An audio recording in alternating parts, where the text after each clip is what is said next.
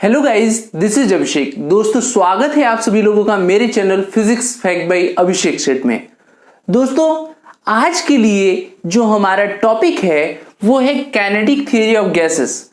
तो दोस्तों, आज की वीडियो बहुत इंपॉर्टेंट होने वाली है, तो आप वीडियो को पूरा देखिएगा और लास्ट में जो मैं आपसे क्वेश्चन पूछूंगा उसका आंसर आपको कमेंट बॉक्स में देना है। तो आइए हम शुरू करते हैं। क्वेश्चन है, for a gas the RMS means root mean square.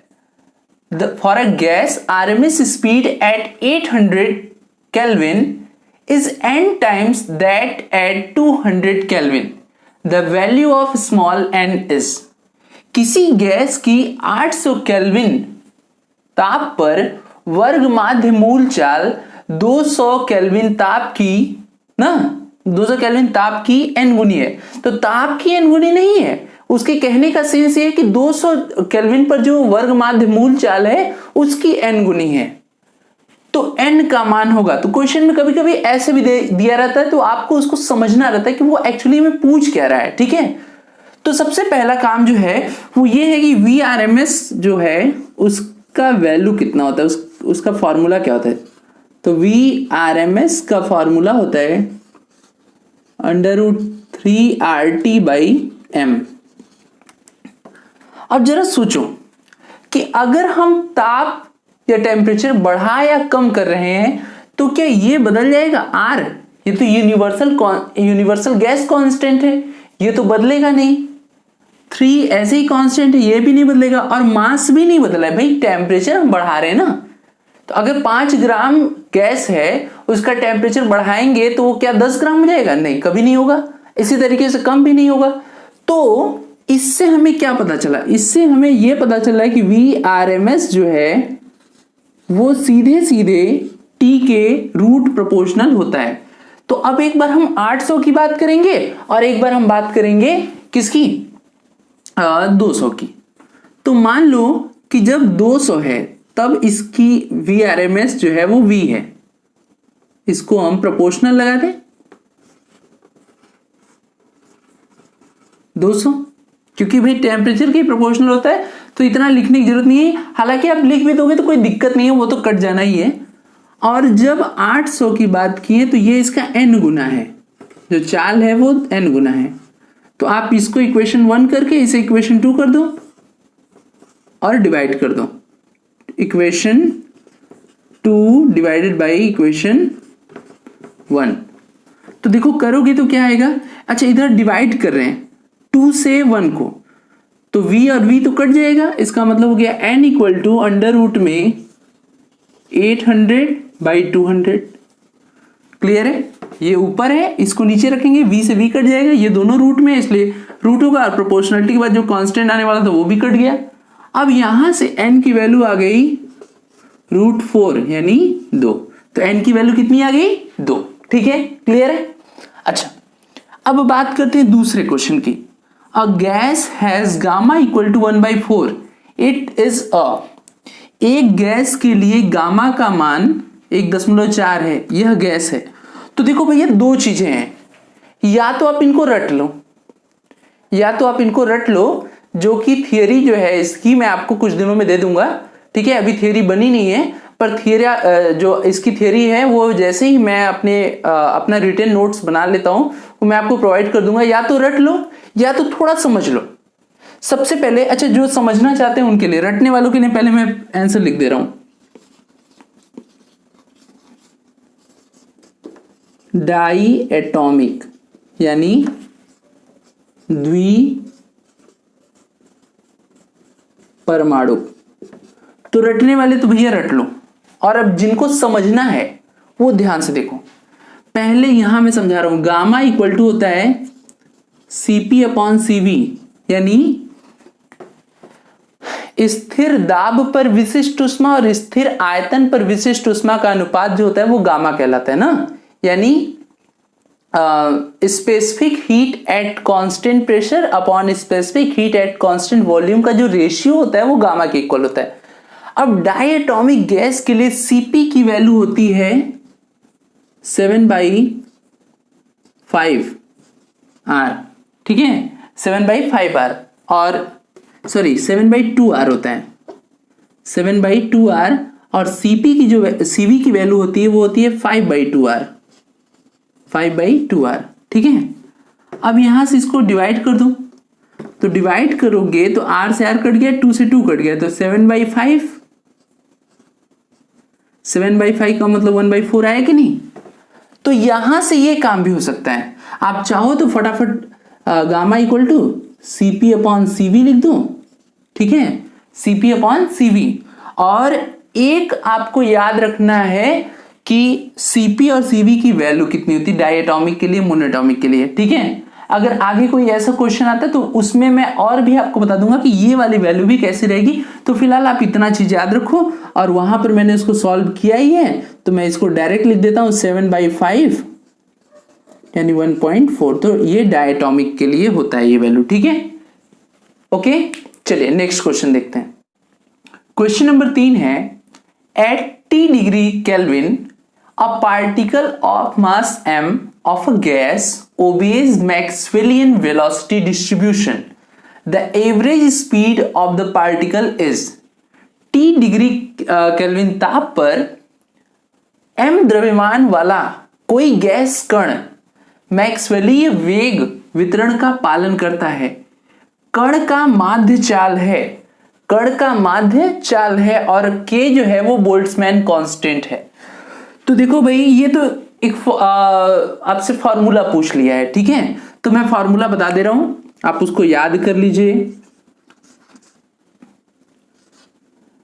Vm, V mean के लिए Vm इक्वल टू 8kT में पाई m, या कैपिटल M कर लो। अच्छा, मीन में हमेशा पाई आता है, यही इसका की पॉइंट है। आप यहां से ध्यान रखना कि 8kT अगर पाई m है तो इसमें पाई दिख जाएगा, तो आप समझ जाइएगा कि ये मीन की बात कर रहा है। यही 3kT/m रहता तो RMS वैल्यू। ठीक है, तो ध्यान रखिएगा, इसका फार्मूला ये, तो इसमें हम क्या विशेष तो कुछ समझा नहीं सकते, तो आप ध्यान रखिएगा। अब अगला क्वेश्चन है, Charles law hold for an ideal gas during. Charles का नियम किसी आदर्श गैस के लिए निम्नलिखित तरह के परिवर्तन में लागू होता है। मान लीजिए ऑप्शन में दिया है आइसोथर्मल, आइसोबेरिक, आइसोकोरिक और एडियाबेटिक ना, यानी समतापी प्रक्रम, समदाबी प्रक्रम, समायतनिक प्रक्रम और रुद्धोष्म प्रक्रम। तो सबसे पहले आपको चार्ल्स लॉ याद होना चाहिए। चार्ल्स लॉ में पहला ही स्टेटमेंट होता है at constant pressure, at constant pressure the volume of a gas is directly proportional to its absolute temperature। ना, ध्यान से मेरा डेफिनेशन सुनिए। at constant pressure the volume of a given gas is directly proportional to their absolute temperature, यानी नियत दाब पर किसी गैस के निश्चित मात्रा का आयतन उसके परम ताप के समानुपाती होता है। तो इसमें पहला शब्द क्या आया था, इसमें पहला शब्द आया था कि एट कांस्टेंट प्रेशर, यानी नियत दाब पर। ठीक है, नियत दाब पर। तो ये कौन सा प्रक्रम हो गया, समदाबी प्रक्रम, समदाबी प्रक्रम। इसका मतलब क्या हो गया, आइसोबेरिक प्रोसेस। तो चार्ल्स लॉ तो आइसोबेरिक पर रहता है, अगर बायल्स लॉ रहता तो वो क्या रहता, समतापी प्रक्रम, यानी आइसोथर्मल प्रोसेस होता है। ठीक है, तो ये ध्यान रखिएगा। ओके, चलिए नेक्स्ट क्वेश्चन देखते हैं। क्वेश्चन नंबर 5 है, in any medium the main cause of diffusion of free particle is due to. किसी भी माध्यम में स्वतंत्र कणों का विसरण मुख्यतः किस कारण होता है। सपोज करिए ये रूम एक मीडियम है, हमारे हाथ में स्प्रे की एक बॉटल है, फॉग का सेंट, हमने क्या किया, स्प्रे कर दिया उसको। स्प्रे किया तो क्या हुआ, यहां पर जहां स्प्रे किया हूं वहां पर जो फॉग के पार्टिकल है उनका कंसंट्रेशन बहुत ज्यादा है, ठीक है, उनका कंसंट्रेशन बहुत ज्यादा, वो बहुत पास पास है, पर कुछ ही देर में तो ये यहां से उस कोने पर भी पहुंच जाएंगे जहां पर इस पार्टिकल को हमने स्प्रे नहीं किया था। तो इसका मतलब क्या हुआ, अधिक सांद्रता से कम सांद्रता की ओर गैस के अणु या किसी भी तत्व के परमाणु जो है वो अधिक सांद्रता से कम सांद्रता की ओर जाते हैं। तो हम ये कह सकते हैं कि विसरण यानी डिफ्यूजन किस वजह से होता है, सांद्रताओं के उतार चढ़ाव से, ठीक है, सांद्रता जिधर ज्यादा रहेगी उधर से कम की ओर, तो सांद्रताओं के उतार चढ़ाव से। तो इसका सॉल्यूशन हो जाएगा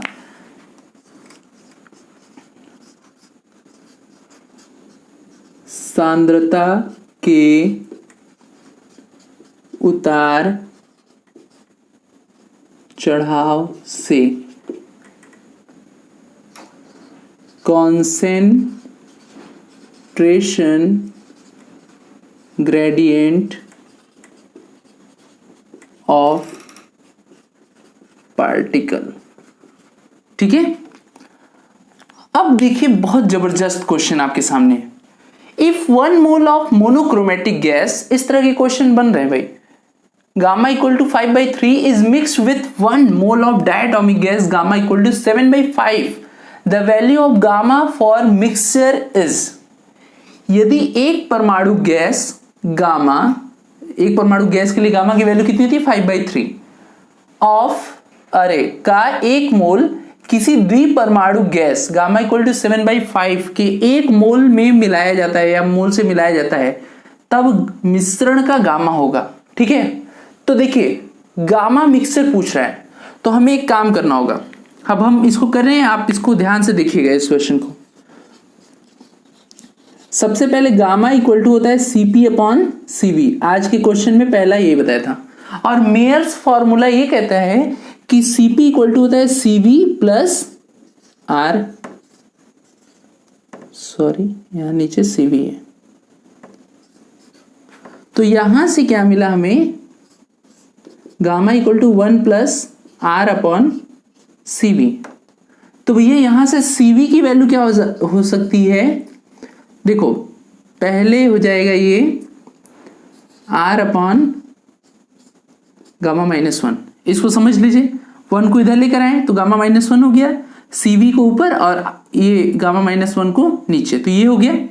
अब हमें क्या करना है, एक मोल के लिए निकालना है Cv की वैल्यू, और फिर आपका जो द्विएटॉमिक है, तो एक हो गया Cv, जिसको हम लोग लिख सकते हैं R/ गामा की वैल्यू 5/3 -1, तो यहां से जाएगा 3R/2, ठीक है। इसको सॉल्व करने पर 5 - 3 2, और ये 3 चला जाएगा ऊपर Cv, और Cv डैश डायटोमिक के लिए क्या हो जाएगा, R/7/5 -1, तो हो जाएगा 5R/2।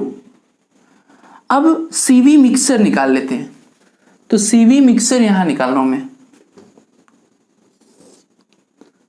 Cv मिक्सर, ये मिक्सर के लिए NCV plus N dash Cv dash upon N plus N dash, ये फॉर्मूला होता है, ठीक है। अब हम N क्या है, पहले जो पहला गैस है उसके number of moles, N dash क्या है जो दूसरा गैस है उसका मोल, Cv क्या है, ये वैल्यू पता है, एक आड़ू गैस के लिए, मोनो एटॉमिक गैस के लिए, ये डायटॉमिक के लिए, वैल्यू रख देते हैं, दोनों का एक एक मोल लिया हूं, तो 3R/2 1 और 5R/2, और नीचे क्या हो गया 1 + 1, देखो 1 से मल्टीप्लाई होगा तो कुछ नहीं रहेगा, तो मतलब कोई फर्क नहीं पड़ेगा, तो 1 मिटा दूं मैं, चलो मिटा दिया मैंने, इधर से भी 1 मिटा दिया। अब कॉमन कर लेंगे 2, तो ये हो जाएगा 8, और यहां से 2 और यहां से 2, नीचे का 2, तो ये मिलकर पूरा सॉल्व करने पर आ जाएगा 2, ठीक है। आप करके चेक कर लीजिएगा, 2R एक्चुअली में 2R, क्योंकि R भी इसके साथ है ना, 2R मिल गया Cv मिक्सर। अब देखो भैया गामा की वैल्यू अगर ये थी 1 + R/Cv, तो गामा मिक्सचर की वैल्यू क्या हो जाएगी, gamma mixture equal to 1 plus R upon CV mixture ना। तो 1 प्लस आर और सीवी मिक्सचर की वैल्यू 2r। ठीक, अब आर से आर कट कर दीजिए, तो गामा मिक्सचर की वैल्यू आ गई 1 प्लस 1/2 यानी 3/2 या कह सकते हैं 1.5। ठीक है, ओके। चलिए अब हम लोग बढ़ते हैं अपने नेक्स्ट क्वेश्चन की ओर। क्वेश्चन नंबर 7 है an absolute zero is the temperature. यहां एब्सोल्यूट जीरो होना चाहिए। An absolute zero is the temperature at विच, परम शून्य ताप वह है जिस पर। तो सोचो भैया परम शून्य ताप क्या होता है। परम शून्य ताप यानी -273 जो है, अरे 0 केल्विन या -273 डिग्री सेल्सियस, इसको बोलते हैं परम शून्य ताप। और परम शून्य ताप पर समझ लीजिए कि सब कुछ जहां है वही शिथिल हो जाएगा, फ्रीज हो जाएगा। इवन जो लाइटेस्ट गैस होती है उसके भी पार्टिकल मोशन में नहीं रहेंगे। तो यूं आप मान सकते हो कि पहले के टीवी सीरियल में जब भगवान प्रकट होने वाले रहते थे तो जो जहां रहता तो वहीं रुक जाता था। समुद्र का पानी ऐसे गया तो ऐसे ही रुक गया, चिड़िया उड़ रही वहीं पर रुक गई। मतलब आप समझ सकते हैं ना जो मैं कहना चाहता हूं। तो ये समझ लीजिए कि परम शून्य ताप वह ताप है जिसपे हम कह सकते हैं RMS velocity of gases become 0, यानी गैसों की वर्ग माध्य मूल चाल 0 हो जाती है, ये एब्सोल्यूट टेम्परेचर वो टेम्परेचर होगा जिसपे आरएमएस वेलोसिटी ऑफ गैसेस 0 हो जाती है। मींस कुछ नहीं, जहां जो है वो वहीं रह गया। ठीक है, अब नेक्स्ट क्वेश्चन है the ratio of the vapour densities of 2 gases at a given temperature is 9:8. The ratio of RMS velocity of their molecule is, दो गैसों का किसी निश्चित ताप पर घनत्वों का अनुपात 9:8 है। इनके अणुओं की वर्ग माध्य मूल चालों का अनुपात होगा। तो भाई अब ये कहानी है कि इसमें डेंसिटी आ गई है और जो हमारे पास फॉर्मूला है VRMS का अभी हमने बताया था और आप लोगों को याद भी है, √3RT/m ये है। यहां तो डेंसिटी है नहीं पर डेंसिटी बना सकते हैं। कैसे? मास इक्वल टू होता है वॉल्यूम इनटू डेंसिटी। अब देखो टेम्परेचर फिक्स है तो गैसों के लिए अगर टेम्परेचर फिक्स कर दिया जाए तो उनका वॉल्यूम भी एक जैसा हो जाता है या वॉल्यूम भी फिक्स हो जाते हैं। क्यों? क्योंकि टेम्परेचर बढ़ाओगे तब तो वॉल्यूम बढ़ेगा। और गैसेस का क्या है, गैसेस को तो जहां तक खोलोगे वहीं तक बढ़ जाएंगे। तो हम ये मान सकते हैं कि अगर टेम्परेचर फिक्स कर दिया तो वॉल्यूम भी फिक्स हो गए। 3R ऐसे ही कांस्टेंट है। तो इससे हमें मिला क्या, VRMS प्रोपोर्शनल 1/√ρ। ठीक है भाई, √ρ। अब देखो दोनों के टेम्परेचर अरे डेंसिटी का रेशियो दिया हुआ है तो हम ये मान लेते हैं कि पहले वाले का जो VRMS है, देखो मान रहा हूं मैं इस RMS को हटा रहा हूं, पहले वाले का जो है वो V1 है तो V1 इक्वल टू हो गया V1/V2। ये किसके इक्वल हो जाएगा? देखो अपॉन में था, इनवर्सली प्रोपोर्शनल है तो उल्टा होके यानी 8/9 ना, 8/9। क्लियर है ना? देखो ऐसे समझ लो, VRMS प्रोपोर्शनल √ρ। तो अगर पहले वाले के लिए करोगे तो 1 और दूसरे वाले के लिए करोगे तो √ρ2 और डिवाइड कर दोगे तो √2 ऊपर √1 नीचे, तो √2 ये है √1 ये है। इसको सॉल्व करेंगे तो 2√2 आएगा और ये तो 9 3 का स्क्वायर होता है तो बाहर आ गया, यानी V1 रेशियो V2, यानी दोनों के RMS का जो रेशियो है वो क्या है यार, 2√2:3। अच्छा, कभी कभी क्या होता है ना, कंफ्यूजन होती है। ऑप्शन अगर 2√2 और रेशियो 3 दिया है तो ये एक ऑप्शन ये भी देगा कि 3:2√2, पर आपको अपने एकदम सिद्धांतों पर चलना है कि जैसे चले हैं जो हमारी वैल्यू आनी चाहिए वही आनी चाहिए, थोड़ा भी इधर उधर नहीं, तो इसको ध्यान रखिएगा। अब नेक्स्ट क्वेश्चन देखते हैं। क्वेश्चन नंबर 9 है, अ bulb contain 1 mole of hydrogen mixed with 1 mole of oxygen at temperature T.